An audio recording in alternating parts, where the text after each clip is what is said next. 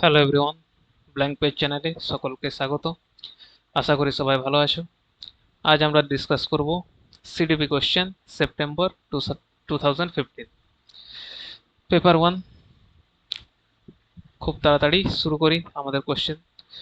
Children have the potential to create knowledge and make meaning. From this perspective, the role of a teacher is that of a শিশুদের জ্ঞান নির্মাণ ও অর্থ গঠনের স্বাভাবিক ক্ষমতা রয়েছে। এই দৃষ্টিভঙ্গি অনুযায়ী শিক্ষকের ভূমিকা কি? কমিউনিকেটর অ্যান্ড লেকচারার, যোগাযোগকারী ও বক্তা, ফ্যাসিলিটেটর, সহায়ক, ডাইরেক্টর, পরিচালক, নেগোসিয়েটর, সমঝোতাকারী। তাহলে আমরা যে কনস্ট্রাকটিভিস্ট থিওরিগুলো পড়েছি বা আমরা যদি এনসিএফ পড়ে থাকি, সেখানে কি বলা আছে যে শিশু কিন্তু নিজের অভিজ্ঞতা থেকে জ্ঞান নির্মাণ করে। শিক্ষক কিন্তু কারোর মধ্যে নিজের জ্ঞান ঢেলে দেন না, ঠিক আছে, বরং এমন একটা পরিবেশ তৈরি করেন যেখানে শিশু নিজেই কিন্তু তার জ্ঞান গঠন করে। তাই শিক্ষক কিন্তু একজন ফ্যাসিলিটেটর হবে, সেটা আমাদের এনসিএফেও বলা আছে, তাই না? তাহলে বি হচ্ছে আমাদের অ্যান্সার। কমিউনিকেটর অ্যান্ড লেকচারার, এটা আমাদের ট্রেডিশনাল যে টিচিং সেখানে হয়, যেখানে শিক্ষকই মূল। ডাইরেক্টর, সেটা তো নির্দেশ দেন, এখানে তো কনস্ট্রাকটিভিজমে শিক্ষার্থী বেশি সক্রিয়। নেগোসিয়েটর, নেগোসিয়েটর কি নেগোসিয়েট নেগোসিয়েশন মানে হচ্ছে একটা আলোচনা, তো সেটার সঙ্গে সঙ্গে হচ্ছে না, সবচেয়ে বেস্ট হচ্ছে আমাদের B. Next, which one of the following is not a characteristic of gifted children? নিম্নলিখিত কোনটি মেধাবী শিশুদের বৈশিষ্ট্য নয়? হাই সেলফ এফিকাসি, উচ্চ আত্মদক্ষতা, বিলো এভারেজ মেন্টাল প্রসেসেস, গড়ের নিচে মানসিক প্রক্রিয়া, সলভিং প্রবলেমস ইনসাইটফুলি, অন্তর্দৃষ্টির মাধ্যমে সমস্যা সমাধান, হায়ার অর্ডার মেন্টাল প্রসেসেস, উচ্চ স্তরের মানসিক প্রক্রিয়া। তাহলে গিফটেড চিলড্রেনের বৈশিষ্ট্য কি? সাধারণত তার মধ্যে উচ্চ বুদ্ধি থাকবে, বুদ্ধিমত্তা থাকবে, দ্রুত শিখতে পারবে, তার মধ্যে ক্রিয়েটিভিটি থাকবে, তার মানসিক প্রক্রিয়াও খুব উচ্চতর হবে।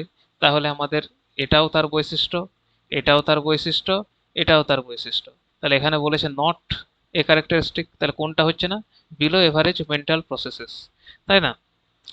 গড়ের নিচে মানসিক প্রক্রিয়া কিন্তু একজন গিফটেড চিলড্রেনের হবে না, তাই বি হচ্ছে আমাদের answer. Next, according to the pre conventional level of Kohlberg's theory, to which of the following would an individual turn when making a moral decision? কোহেলবার্গের নৈতিক বিকাশ তত্ত্বের প্রাক প্রচলিত স্তরে একজন ব্যক্তি নৈতিক সিদ্ধান্ত নেওয়ার সময় কিসের উপর নির্ভর করে? পার্সোনাল নিডস অ্যান্ড ডিজায়ার্স, ব্যক্তিগত চাহিদা ও ইচ্ছা, ইন্ডিভিজুয়াল ভ্যালুস, ব্যক্তিগত মূল্যবোধ, ফ্যামিলি এক্সপেকটেশনস, পরিবারের প্রত্যাশা, পোটেনশিয়াল পানিশমেন্ট ইনভলভমেন্ট, সম্ভাব্য শাস্তি। তাহলে বলেছে কিন্তু আমাদের এখানে প্রি কনভেনশনাল লেভেলে, তাই তো? প্রি কনভেনশনাল মোরালিটিতে শিশু কিন্তু যে ভুল বিচার করে সেটা কিন্তু শাস্তি এড়াতে আর পুরস্কার পাওয়ার জন্য। তাই সম্ভাব্য যে শাস্তিটা সেটা কিন্তু এখানে সবচেয়ে বেশি গুরুত্বপূর্ণ। তাহলে এখানে আমাদের অ্যান্সার কি? Potential punishment and involvement. তাহলে যারা কোহেলবার্গের নৈতিক বিকাশের তত্ত্ব পড়েছো তারা এই কোশ্চেনটি খুব সহজেই করতে পারবে। Next question, regarding learners individual differences the teacher should, শিক্ষার্থীদের ব্যক্তিগত পার্থক্যের ক্ষেত্রে শিক্ষককে কি করা উচিত? Solve the problems based on deductive method, নির্গমনমূলক পদ্ধতিতে সমস্যা সমাধান করা, most of the time use algorithms, অধিকাংশ সময় অ্যালগোরিদম ব্যবহার করা, provide facts to students to memorise them, মুখস্থ করার জন্য তথ্য প্রদান করা, মুখস্থ তো হবেই না, provide a variety of learning situations, বিভিন্ন ধরনের শিক্ষণ পরিস্থিতি সৃষ্টি করা। তাহলে ইন্ডিভিজুয়াল ডিফারেন্স, সব শিক্ষার্থীর কিন্তু আগ্রহ, তাদের বুদ্ধি, তাদের শেখার ক্ষমতা বা শেখার ধরন এগুলো কিন্তু আলাদা। তাই শিক্ষককে কিন্তু বিভিন্ন ধরনের শিক্ষণ পরিস্থিতি দিতে হবে। তাহলে সেটা কোথায় হচ্ছে? এই ডি নম্বর অপশনে, provide a variety of learning situations, তাহলে ডি হচ্ছে আমাদের answer. Next, which one of the following is not the principal of child development? নিম্নলিখিত কোনটি শিশুর বিকাশের নীতি নয়? All areas of development are important, বিকাশের সব ক্ষেত্রই গুরুত্বপূর্ণ। All development results from an interaction of maturation and experience, পরিপক্কতা অভিজ্ঞতার মিথস্ক্রিয়ায় বিকাশ ঘটে। All development and learning proceed at an equal rate, সব ধরনের বিকাশ ও শেখা সমান গতিতে হয়। অল ডেভেলপমেন্ট ফলোজ এ সিকোয়েন্স, বিকাশ একটি নির্দিষ্ট ক্রম অনুসরণ করে। তাহলে বিকাশের নীতি যদি তোমরা পড়ে থাকো সেখানে কিন্তু বলাই আছে যে প্রত্যেকটা এরিয়াই কিন্তু important, physical, cognitive, social, emotional সবই ইম্পর্ট্যান্ট। ম্যাচুরেশন আর এক্সপিরিয়েন্সের ফলাফলেই কিন্তু ডেভেলপমেন্ট হয়, এটাও ঠিক। ইকুয়াল রেটে কি সব জায়গায় হয়? সব শিশুর বিকাশ কিন্তু একই গতিতে হয় না। কেউ কম বয়সে হাঁটতে শেখে, কেউ কম বয়সে কথা বলতে শিখে যায়, আবার কেউ পরে হাঁটতে শেখে, পরে কথা বলতে শেখে, কারো দাঁত পরে বেরায়, কারো আগে বেরোয়, তাই না? তাহলে তাদের কিন্তু ইকুয়াল রেটে কিন্তু ডেভেলপমেন্ট হয় না। তাহলে ডিও আমাদের ডেভেলপমেন্টের একটা বৈশিষ্ট্য, তা এখানে কোনটা নয় বলেছে, তাহলে সি আমাদের answer. Next, which one of the following would be the most effective way of conducting assessment? মূল্যায়ন পরিচালনার সবচেয়ে কার্যকর উপায় কোনটি? Assessment is an inbuilt process in teaching learning. মূল্যায়ন শিক্ষণ শেখার অন্তর্নিহিত প্রক্রিয়া। Assessment should be done twice in an academic session, at the beginning and at the end. বছরে দুবার মূল্যায়ন করা উচিত, প্রথমে আর শেষে। Assessment should be done by an external agency and not by the teacher. মূল্যায়ন বাহ্যিক সংস্থা দ্বারা হওয়া উচিত, যে ক্লাস টিচার তার দ্বারা না। Assessment should B at the end of the session, সেশনের শেষে মূল্যায়ন হওয়া উচিত। তাহলে আধুনিক শিক্ষা ব্যবস্থায় যে আমাদের মূল্যায়ন সেটা কিন্তু সিসি এর মাধ্যমে হয়, তাই না? কন্টিনিউয়াস অ্যান্ড কম্প্রিহেন্সিভ, যেখানে একটা ধারাবাহিক শিক্ষণের মধ্যেই, শুধুমাত্র সেটা পরীক্ষার মধ্যে সীমাবদ্ধ নয়, তাই তো? ওখান থেকে আমরা ফিডব্যাক নিতে পারি, ফিডব্যাক দিতে পারি এইসবের জন্য। তাহলে আমরা বলতেই পারি যে assessment is an inbuilt process in teaching learning. মূল্যায়ন শিক্ষণ শেখার অন্তর্নিহিত প্রক্রিয়া, ওটাকে আলাদা করে দেখা হচ্ছে না। তাহলে এ হচ্ছে আমাদের অ্যান্সার। টোয়াইস এ ইয়ার যদি বলি, তাহলে সেটা তো কন্টিনিউয়াস অ্যাসেসমেন্ট হচ্ছে না।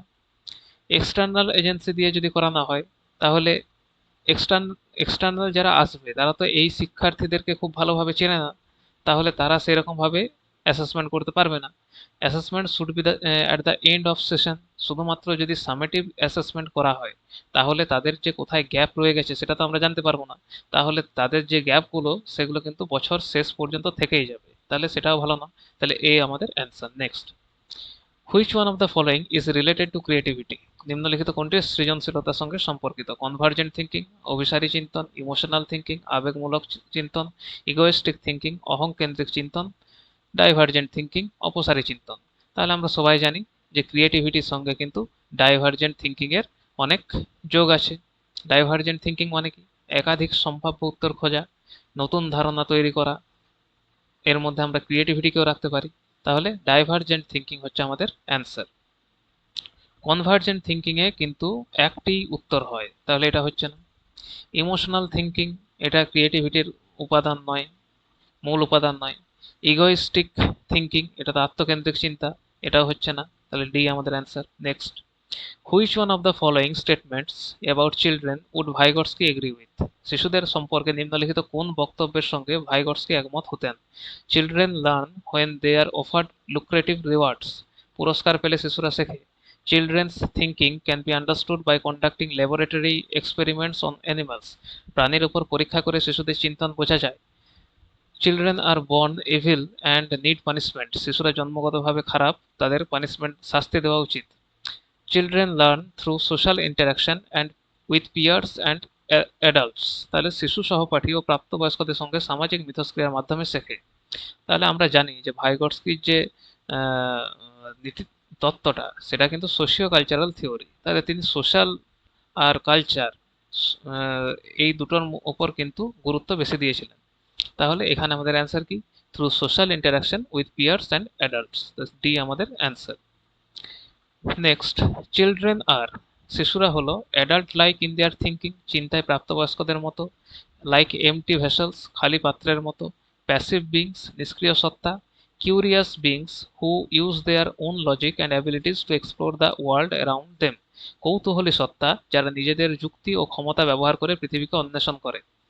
তাহলে পিয়াজের কিন্তু বলেছিল যে শিশু কিন্তু একজন সক্রিয় শিক্ষার্থী, সে কিন্তু নিজের অভিজ্ঞতা থেকে শেখে আর পৃথিবীকে অনুসন্ধান করে। আর পিয়াজে কিন্তু বলেছিলেন যে শিশুরা হচ্ছে লিটল সায়েন্টিস্ট, তাই না? তাহলে এখানে সবচেয়ে বেস্ট সেই সেই বৈশিষ্ট্যগুলোর সঙ্গে কোন অপশনটা যাচ্ছে? আমাদের D, curious beings who use their own logic and abilities to explore the world around them. Adult like মানে শিশু চিন্তা প্রাপ্তবয়স্কদের মতো, সেটা তো নয়। তাহলে তো সে সবকিছুই বুঝে যেত ছোটোর থেকেই, তাহলে কোনো কিছুর জন্য কান্না করতো না, সবকিছুই বুঝে যেত, তাই না? লাইক এমটি ভেসেলস, পুরনো ধারণা, এমটি ভেসেলস এটা কিন্তু পুরনো ধারণা, ঠিক আছে, যে আগে ধরা হতো যে শিশুরা খালি পাত্র, সেখানে শিক্ষক তার জ্ঞান ঢালবে, এটা কিন্তু পুরনো ধারণা। প্যাসিভ বিংস, আধুনিক আমাদের আধুনিক এই শিক্ষা কাঠামোতে প্যাসিভ বিংস কিন্তু ধরা হয় না, ঠিক আছে, শিক্ষার্থীদের। তাই ডি হচ্ছে আমাদের answer. Next, which of the following statements about children errors is correct? Children, শিশুদের ভুল সম্পর্কে কোন বক্তব্যটি সঠিক? Children's errors are part of the learning process, ভুল শেখার প্রক্রিয়ার একটি অংশ। এরার্স ওকার বিকজ টিচার্স আর লেনিয়েন্ট, শিক্ষক নমনীয় হলে ভুল হয়। এরার্স আর ইনসিগনিফিকেন্ট, ভুল গুরুত্বহীন। এরার্স ওকার ডিউ টু কেয়ারলেসনেস, অসাবধানতার কারণে ভুল হয়। তাহলে কোনটা ঠিক? আমরা যদি এনসিএফ 2005 পড়ি, সেখানে কিন্তু বলাই আছে যে ভুল কিন্তু শেখার একটা অংশ। ভুল থেকে আমরা শিশু কেমনভাবে শিখছে, তাদের চিন্তা ভাবনা কেমন, সেটা বুঝতে পারি। তো সেই থেকে কিভাবে ভুল করছে, কোথায় ভুল করছে, সেটা দেখে আমরা পরবর্তীতে কিন্তু আমরা পাঠ পরিকল্পনা সেরকমভাবে সাজাতে পারি। তাহলে আমাদের এখানে অ্যান্সার কি? Children's errors are part of the learning process, শেখার প্রক্রিয়ার একটি অংশই হচ্ছে ভুল, ঠিক আছে, এ আমাদের answer. Next, a teacher needs to ensure that all learners in her class feel accepted and valued. To do this, the teacher should, শ্রেণীর সব শিক্ষার্থী যেন নিজেকে গ্রহণযোগ্য ও মূল্যবান মনে করে তা নিশ্চিত করতে শিক্ষককে কি করা উচিত?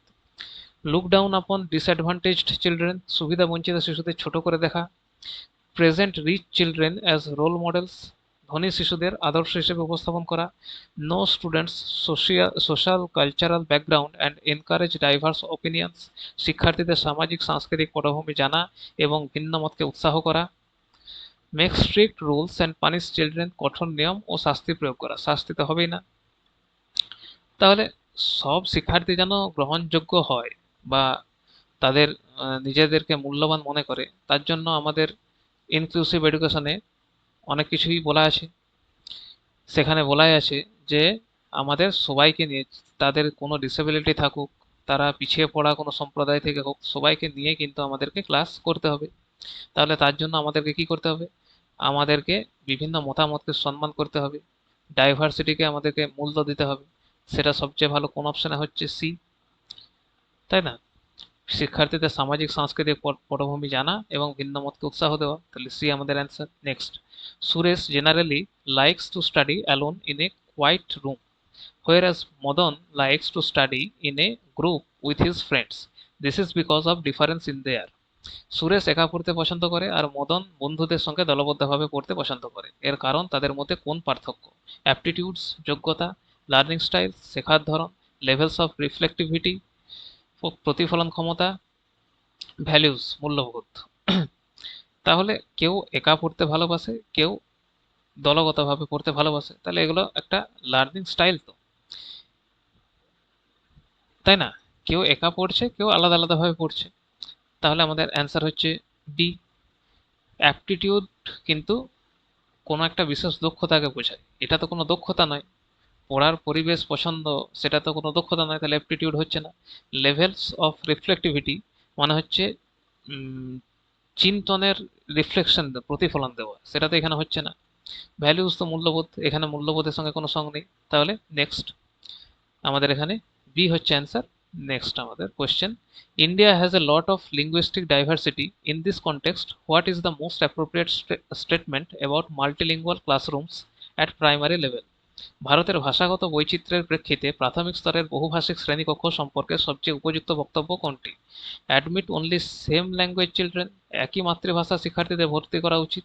Respect all languages and encourage communication in them, সব ভাষাকে সম্মান করা এবং শিশুদের সেগুলিতে যোগাযোগে উৎসাহিত করা উচিত। Ignore children using mother tongue, মাতৃভাষা ব্যবহারকারী শিশুদের উপেক্ষা করা উচিত। পেনালাইজ ইউজ অফ মাদার টাং, মাতৃভাষা ব্যবহারের জন্য শাস্তি দেওয়া উচিত, শাস্তি দেওয়া তো চলবেই না।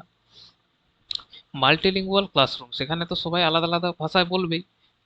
আমরা যদি এনসিএফ 2005 এনইপি 2020 পড়ি, তাহলে সেখানে বলাই আছে যে মাতৃভাষা কিন্তু শেখাকে সহজ করে, তাদের মধ্যে আত্মবিশ্বাস বাড়ায়, আর প্রাইমারিতে কিন্তু আমাদেরকে মাতৃভাষার মাধ্যমে পড়াতে হবে। তাহলে সবচেয়ে বেস্ট অ্যান্সার এখানে কি হচ্ছে? B, respect all languages and encourage communication in them. Next, what is meant by nature in nature nurture controversy? Nature nurture বিতর্কে নেচার বলতে কি বোঝায়? Biological givens or hereditary information, জৈবিক বৈশিষ্ট্য বা বংশগত তথ্য, টেম্পারামেন্ট, মেজাজ বা স্বভাব, ফিজিক্যাল অ্যান্ড সোশ্যাল ফোর্সেস, ভৌত সামাজিক শক্তি, এনভায়রনমেন্ট অ্যারাউন্ড আস, আমাদের পাশের যে পরিবেশ, চারিপাশের পরিবেশ। নেচার নার্চার বিতর্ক যদি জানা থাকে, তাহলে এটা হচ্ছে বংশগতি ইন্টু আমাদের পরিবেশ, এটাই হচ্ছে আমাদের ডিবেট। কেউ কেউ বলে যে বংশগতি জিন বেশি দরকারি, কেউ কেউ বলে পরিবেশ বেশি দরকারি। তা নেচার বলতে বোঝায় আমাদের বংশগতি, জিন বা জন্মগত বৈশিষ্ট্য। তাহলে এখানে আমাদের অ্যান্সার হচ্ছে এ। ঠিক আছে। টেম্পারামেন্ট মানে মেজাজ স্বভাব, এটা তো বোঝাচ্ছে না। ফিজিক্যাল অ্যান্ড সোশ্যাল ফোর্সেস, ভৌত সামাজিক শক্তি, এটা হচ্ছে না। এনভায়রনমেন্ট অ্যারাউন্ড আস, পরিবেশ হচ্ছে আমাদের নার্চার, নার্চারটা হচ্ছে আমাদের পরিবেশ, নেচার হচ্ছে আমাদের জিন। Next question. Mass media is becoming a very important agency of socialization. Which statement is most appropriate? গণমাধ্যম সামাজিকীকরণের একটি গুরুত্বপূর্ণ মাধ্যম হয়ে উঠছে, সবচেয়ে উপযুক্ত বক্তব্য কোনটি? Only family socializes children, সামাজিকীকরণ কেবল পরিবারই করে। Access to mass media is growing and it influences attitudes, values and beliefs. গণমাধ্যমের প্রসার বাড়ছে এবং এটি মনোভাব, মূল্যবোধ ও বিশ্বাসকে প্রভাবিত করে। Children can not interact with media, শিশুরা গণমাধ্যমের সঙ্গে যোগাযোগ করতে পারে না। Media is only for advertising products, গণমাধ্যম কেবল পণ্যের বিজ্ঞাপনের জন্য ব্যবহৃত হয়। তাহলে বর্তমানে আমরা কিন্তু মোবাইল, টিভির থেকেও আমরা অনেকটা মোবাইলে চলে এসেছি। ইউটিউব, সামাজিক যে আমাদের যে চ্যানেলগুলো আমরা আগে টিভিতে দেখতাম, সেটা এখন ইউটিউবে দেখি। তা আমরা অনেকটা কানেক্টেড তার সঙ্গে, তাই তো? তাহলে শুধু কি সেটা এখন পণ্যের বিজ্ঞাপনের জন্য ব্যবহৃত হয়? হয় না। শিশুরা কি যোগাযোগ করতে পারে না? পারে। সামাজিকীকরণ কেবলমাত্র কি পরিবারই করে? করে না। সবচেয়ে বেস্ট অ্যান্সার হচ্ছে আমাদের B, access to mass media is growing and it influences attitude, values and beliefs. গণমাধ্যমের প্রসার বাড়ছে এবং এটি মনোভাব, মূল্যবোধ ও বিশ্বাসকে কিন্তু প্রভাবিত করে। তাহলে বি আমাদের answer. Next, how children learn, which one of the following is not true? শিশুরা কিভাবে শেখে, নিচের কোনটি সঠিক নয়? Children learn when cognitively ready, জ্ঞানগতভাবে যখন প্রস্তুত হয় তখন শিশুরা শেখে। Children learn in many ways, বিভিন্ন উপায়ে শেখে। Children learn as they are naturally motivated, স্বাভাবিকভাবেই শেখার জন্য প্রাণোদিত থাকে। Children learn in class only, শুধুমাত্র শ্রেণীকক্ষে শেখে। তাহলে শুধুমাত্র কি শ্রেণীকক্ষে শেখে? শেখে না, তাই তো? এবার এখানে আমাদেরকে বলেছে যে which one of the following is not true. তাহলে যখন তারা জ্ঞানগতভাবে প্রস্তুত থাকে তখনই শেখে, এটা ঠিক। Children learn in many ways, বিভিন্ন উপায়ে শেখে, এটাও ঠিক। Children learn as they are naturally motivated, যখন স্বাভাবিকভাবে তারা প্রণোদিত থাকে, এটাও ঠিক। কিন্তু এখানে তো কোনটা ঠিক নয় বলেছে, তাহলে ডি আমাদের ঠিক নয়। তাহলে এটি আমাদের অ্যান্সার, ডি আমাদের answer. Next, which strategy should a primary teacher adopt two motivate students? শিক্ষার্থীদের অনুপ্রাণিত করতে প্রাথমিক বিদ্যালয়ের শিক্ষককে কোন কৌশল গ্রহণ করা উচিত? Use rewards and punishments for every activity, প্রতিটি কাজে পুরস্কার ও শাস্তি ব্যবহার করা। Help children set goals according to their interests, শিক্ষার্থীদের আগ্রহ অনুযায়ী লক্ষ্য নির্ধারণে সাহায্য করা। Set rigid goals for all, সবার জন্য একই কঠোর লক্ষ্য নির্ধারণ করা। এনকারেজ কম্পিটিশন ফর মার্কস, নম্বরের প্রতিযোগিতা উৎসাহিত করা।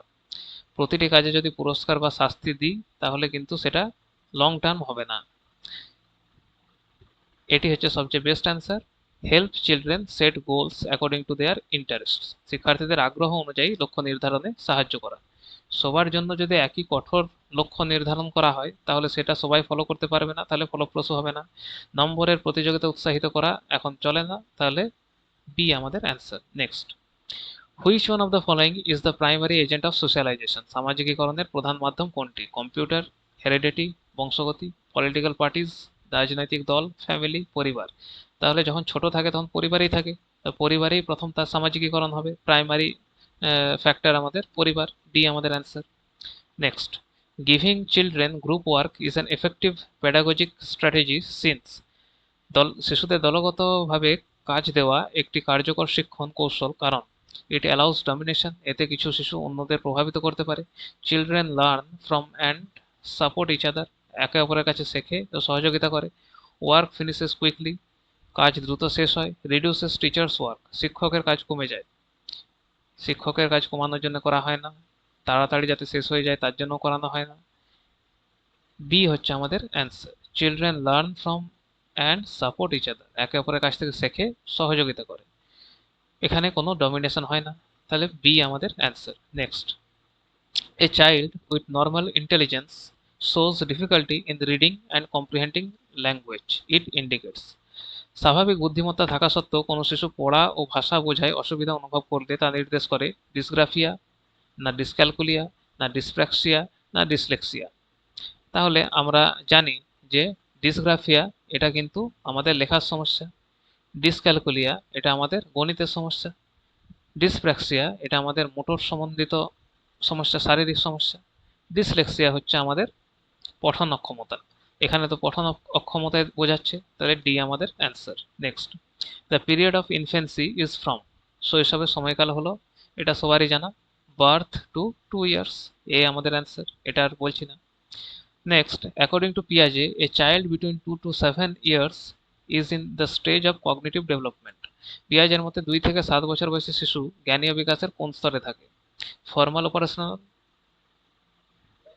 আনুষ্ঠানিক কার্যকর স্তর, এটা একটু আলাদা বাংলাটা হতো, কনক্রিট অপারেশনাল, মূর্ত কার্যকর স্তর, সেন্সরি মোটর সংবেদন সঞ্চালন স্তর, প্রি অপারেশনাল প্রাক কার্যকর স্তর।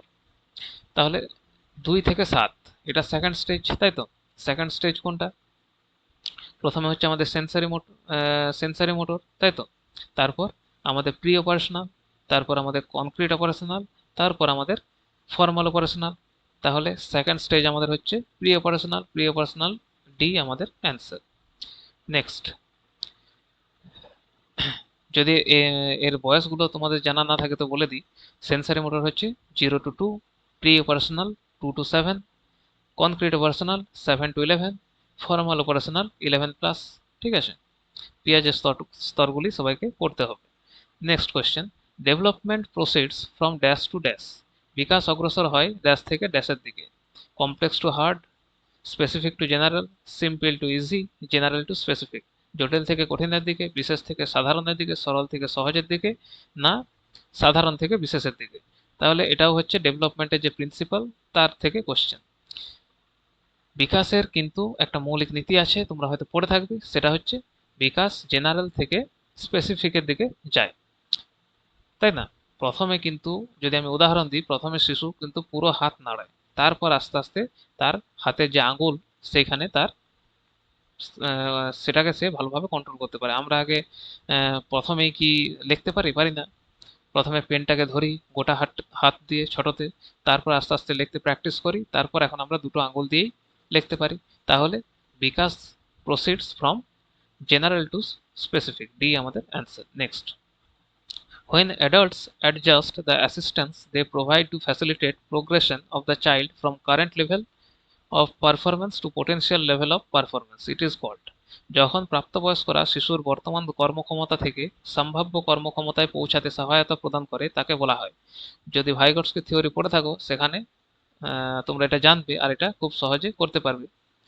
স্ক্যাফোল্ডিং, পার্টিসিপেটরি লার্নিং অংশগ্রহণমূলক শিক্ষা, কোলাবোরেটিভ লার্নিং সহযোগিতামূলক শিক্ষা, প্রক্সিমাল ডেভেলপমেন্ট নিকটবর্তী বিকাশ ক্ষেত্র। স্ক্যাফোল্ডিং কি? সেটা হচ্ছে শিশুকে অল্প অল্প করে বা ধাপে ধাপে সহায়তা করা। পার্টিসিপেটরি লার্নিং অংশগ্রহণমূলক শিক্ষা, কোলাবোরেটিভ লার্নিং দলগত শিক্ষা, প্রক্সিমাল ডেভেলপমেন্ট এটা তো সেই জেডপিডি এটার অন্তর্গত। তাহলে এখানে কিন্তু সহায়তা প্রদান করছে অল্প, মানে যেটা ধাপে ধাপে সহায়তা, তাহলে এখানে স্ক্যাফোল্ডিং হচ্ছে আমাদের অ্যান্সার, এ আমাদের answer. Next question, the process of changing the existing schemas to include new information is called, নতুন তথ্যকে অন্তর্ভুক্ত করার জন্য বিদ্যমান স্কিমার পরিবর্তন করার প্রক্রিয়াকে কি বলা হয়? যদি পেঁয়াজের তত্ত্ব তোমরা পড়ে থাকো তাহলে খুব সহজেই বলতে পারবে। অ্যাসিমিলেশন মানে কি? নতুন তথ্যকে পুরনো স্কিমাতে ফিট করা। অ্যাকোমোডেশন, অ্যাকোমোডেশন হচ্ছে নতুন তথ্য অ্যাড করার জন্য পুরনো যে আমাদের স্কিমা আছে সেখানে কিছু পরিবর্তন করা। যেমন যদি একটা উদাহরণ দিই, মনে করো শিশু প্রথমে কুকুরকে দেখেছে, তারপর সে ভাবছে যে প্রত্যেকটি চার পেয়েই কিন্তু কুকুর। কিন্তু সে যখন গরু একটা দেখলো তখন সে বলতে লাগলো যে এটা কুকুর কুকুর, কিন্তু তার বাবা মা তাকে বললো যে না এটা কুকুর না, এটা হচ্ছে গরু। তাহলে তখন সে কি করবে? তখন সে তার স্কিমাতে পরিবর্তন করবে যে প্রত্যেকটা চার পাওয়ালা প্রাণী কিন্তু কুকুর নয়। তাহলে এই যে নতুন ইনফরমেশন সে একটু চেঞ্জ করে অ্যাড করলো, সেটাই হচ্ছে অ্যাকোমোডেশন। ইগোসেন্ট্রিজম, এটা আত্মকেন্দ্রিক চিন্তা। অ্যাডাপ্টেশন, এটা হচ্ছে অ্যাসিমিলেশন আর অ্যাকোমোডেশনের সমষ্টি। তাহলে এখানে আমরা চেঞ্জ করে অ্যাড করছি, তাহলে বি আমাদের answer. Next, in middle childhood speech is more dash rather than dash. মধ্য শৈশবে ভাষা বেশি ড্যাশ হয়, ড্যাশ নয়। সোশ্যালাইজড, ইগোসেন্ট্রিক, সামাজিকীকৃত, আত্মকেন্দ্রিক। অ্যানিমিস্টিক, সোশ্যালাইজড, প্রাণবাদী, সামাজিকীকৃত। ম্যাচিওর, ইমম্যাচিওর, পরিণত, অপরিণত। ইগোসেন্ট্রিক, সোশ্যালাইজড, আত্মকেন্দ্রিক, সামাজিকীকৃত। মিডিল চাইল্ডহুড, মিডিল চাইল্ডহুডে কিন্তু যে বাচ্চারা তারা কিন্তু কিছুটা হলেও অন্যের দৃষ্টিভঙ্গি বোঝে। সামাজিক তাদের যে যোগাযোগ, সমাজের সঙ্গে যে যোগাযোগ সেটাও কিন্তু অনেকটা বাড়ে। তাহলে এই সময় তাদের যে স্পিচ সেটা কিন্তু সোশ্যালাইজড হয়, আর ইগোসেন্ট্রিক আর কিন্তু থাকে না। যেটা 2 থেকে 7 পর্যন্ত বা 2 থেকে 3-4 পর্যন্ত থাকে, সেই ইগোসেন্ট্রিক স্পিচ কিন্তু এখন আর থাকে না। তাই এই আমাদের answer. Next, the child centred education involves. শিশুকেন্দ্রিক শিক্ষার অন্তর্ভুক্ত হলো children sitting in a corner, শিশুদের এক কোণে বসিয়ে রাখা। Learning in a restricted environment, সীমাবদ্ধ পরিবেশে শিক্ষা। Activities that do not include play, খেলাবিহীন কার্যকলাপ। Hands on activities for kids, শিশুদের হাতে কলমে কার্যক্রমে অংশগ্রহণ। তাহলে চাইল্ড সেন্টার্ড এডুকেশন, শিক্ষার্থী কেন্দ্রিক বা শিশু কেন্দ্রিক যে শিক্ষা, সেখানে কিন্তু শিশু সক্রিয় থাকে, লার্নিং বা ডুইং হয়, ঠিক আছে, অনুসন্ধান করে, ইনসাইটফুল লার্নিং হয়। যদি এক কোণে বসে থাকে তাহলে কি ইনসাইটফুল লার্নিং হবে? হবে না। যদি পরিবেশ সীমাবদ্ধ থাকে তাহলে কি শিশু কেন্দ্রিক শিক্ষা হবে? হবে না। যদি খেলাই না থাকে তাহলে কি শিশু কেন্দ্রিক হবে? হবে না। তাহলে hands on activities for kids মানে হাতে কলমে কাজ, এটি হচ্ছে আমাদের অ্যান্সার।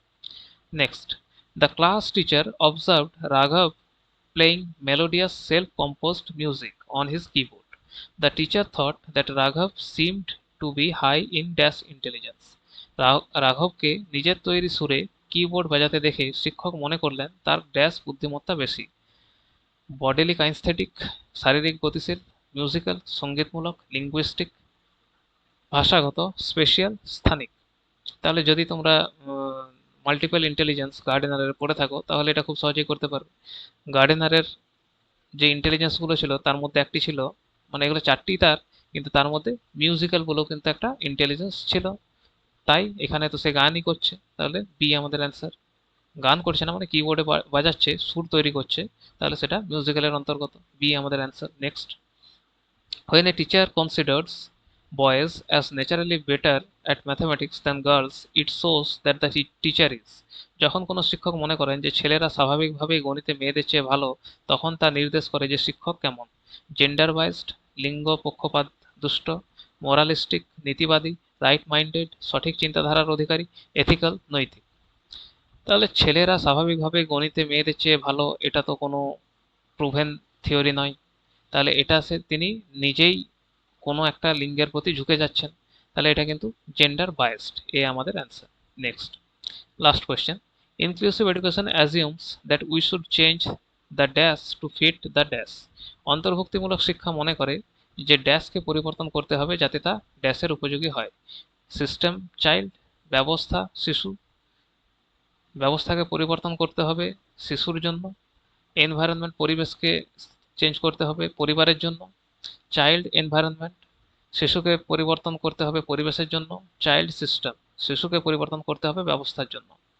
তাহলে আমরা ইনক্লুসিভ এডুকেশনে পড়েছি যে বিদ্যালয়ে পাঠক্রম মূল্যায়ন পদ্ধতি সব কিছুই যেন শিশুর প্রয়োজন অনুযায়ী হয়। তাহলে শিশুর প্রয়োজন অনুযায়ী কিন্তু আমরা সব পাল্টাবো।